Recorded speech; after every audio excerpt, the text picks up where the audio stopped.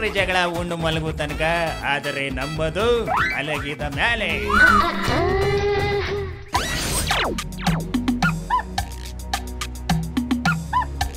ಈ ಹಾಳಾದ ಸೋಷಿಯಲ್ ಮೀಡಿಯಾಗಳಿಂದ ನಮ್ಮ ಮನೆ ಮಾನ ಗೌರವ ಎಲ್ಲ ಮೂರಾಬಟ್ಟೆ ಆಗ್ತಿದೆ. ಇದನ್ನು ಹೇಗೆ ಕಂಟ್ರೋಲ್ ಮಾಡೋದು ಅಂತಕ್ಕಂಥದ್ದೇ ಗೊತ್ತಾಗ್ತಾ ಇಲ್ಲ. ಏನಿವತ್ತು ಕುಮಾರಸ್ವಾಮಿ ಅವರೊಬ್ಬರೇ ಕೂತಿದ್ದಾರೆ, ಸುತ್ತಮುತ್ತ ಯಾರೂ ಇಲ್ಲ. ಇದೇ ಒಳ್ಳೆ ಸಮಯ, ಆದಷ್ಟು ಬೇಗ ಹೋಗಿ ಜ್ಯೋತಿಷ ಹೇಳಕ್ಕೆ ಕ್ಯಾಚ್ ಹಾಕೊಂಡ್ಬಿಡ್ಬೇಕು. ಆಹಾ, ಏನು ರಾಜ್ಗಳೇ, ಏನು ಗಾಂಭೀರ್ಯ. ಒಬ್ಬ ರಾಜ್ಯದ ಮುಖ್ಯಮಂತ್ರಿ ಹೇಗಿರ್ಬೇಕೋ ಹಾಗೆ ಲಕ್ಷಣವಾಗಿ ಕಳಿಯಾಗಿದ್ದೀರಿ. ಎಲ್ಲ ಗುರುಗಳೇ, ತಲೆ ಕೆಟ್ಟಕ್ಕೆಲ್ಲ ಕಿಡಿಗೇಡಿಗಳು ನಮ್ಮ ಮನೆ ಮಾನ ಹರಾಜಾಗ್ತಿದ್ದಾರೆ ಅಂತ ನಾನು ಬೇಜಾರಲ್ಲಿದ್ದರೆ ನೀವು ರಾಜಕಳೆ ಅಂತ ಸುಮ್ಮನೆ ಪುಂಗಿ ಊದ್ತಾ ಇದ್ದೀರಿ. ಈ ವಯ್ಯ ಬಲೇ ಚಾಲಾಕುವ. ಬಕೆಟ್ ಹಿಡಿದ್ರೆ ಇಲ್ಲಿ ವರ್ಕೌಟ್ ಆಗೋ ಥರ ಕಾಣಿಸ್ತಾ ಇಲ್ಲ. ಅಯ್ಯಯ್ಯ, ಇಲ್ಲ, ಅದು ಹಾಗಲ್ಲ. ನಿಮ್ಮ ಮನಸ್ಸಿಗೆ ಸ್ವಲ್ಪ ಹಾಯ್ ಅನ್ನಿಸ್ಲಿ ಅಂತ ಹಾಗಂದೆ ಅಷ್ಟೇ. ನೋಡಿ ಗುರುಗಳೇ, ಕೆಲವರಿಗೆ ನಾವು ಏನು ಮಾಡಿದ್ರು ನಿನ್ಸೋದು ಬಿಟ್ಟು ಬೇರೇನೂ ಗೊತ್ತಿಲ್ಲ.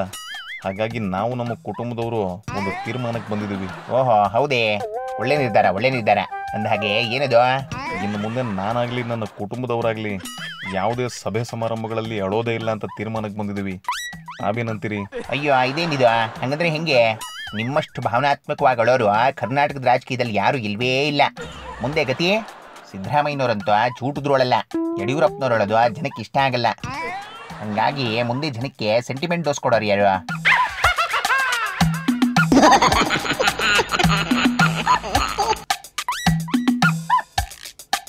ಖಾಮೋಶ್. ನಾಲ್ಕು ಜನರ ಮುಂದೆ ಅಳೋದು ಅಂದ್ರೆ ಏನು ಹುಡುಗಾಟನ? ಅದಕ್ಕೆಲ್ಲ ದೊಡ್ಡ ಮನ್ಸು ಬೇಕು. ಅಯ್ಯ ಸುಡ್ಗಾಡ್ ಕಪಿ, ನೀನೆಲ್ಲಿಂದ ಬಂದ್ಯಾ? ನಾನು ಇವಾಗ ತಾನೇ ರೇಣುಕಾಚಾರ್ಯ ಅವ್ರನ್ನ ಮಾತಾಡ್ಸ್ಕೊಂಡು ಬರ್ತಾ ಇದ್ದೀನಿ. ಅವರು ಕುಮಾರಣ್ಣ ಅಳೋ ವಿಡಿಯೋನ ತಿರುಗ್ಸಿ ಹಾಕೊಂಡು ಅಳೋದು ಪ್ರಾಕ್ಟೀಸ್ ಮಾಡ್ತಾವ್ರೆ. ಅಯ್ಯ, ಅವ ಹಿಂಗೇನಾಯ್ತಂತ? ಏನಕ್ಕಂತ ಹೇಳೋದು ಪ್ರಾಕ್ಟೀಸ್ ಮಾಡ್ತಿರೋದ? ಏನಕ್ಕೆ ಅಂದ್ರೆ ನೆಕ್ಸ್ಟ್ ಲೋಕಸಭಾ ಎಲೆಕ್ಷನ್ಗೆ ಅವರು ನಿಂತ್ಕೊಂತಾರಂತೆ. ಎಷ್ಟು ಪ್ರಾಕ್ಟೀಸ್ ಮಾಡೋದು ಅಳುನೇ ಬರ್ತಾ ಇಲ್ಲ ಕೊನೆಗೆ. ಕೊನೆಗೇನಾಯ್ತು? ಅವರು ಚಾಂಜಿನ ಕೊಟ್ಟು ಬಂದೆ, ಇದನ್ನ ಇಟ್ಕೊಂಡು ಪ್ರಾಕ್ಟೀಸ್ ಮಾಡಿ ಅಳು ಬರುತ್ತೆ ಅಂತ.